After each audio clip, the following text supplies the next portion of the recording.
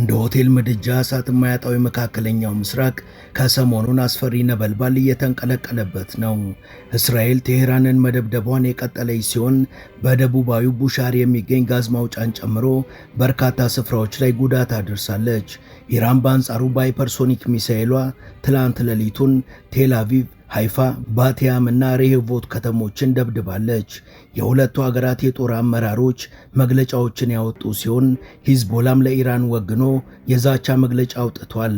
የሂዝቦላ መግለጫ ደግሞ ሌሎች ሀገራትን ወደ ጦርነቱ እንዳይስብ ተሰግቷል።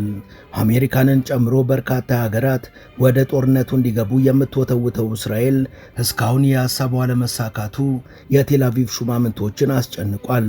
ዶናልድ ትራምፕም ትላንት እኩለ ሌሊት ላይ ጦርነቱ ውስጥ አንገባም የሚለው አቋማቸውን በድጋሚ ማንጸባረቃቸው ጦርነቱን ብቻዋን ለማትወጣው ለእስራኤል ከባድ መርዶ ሆኗል።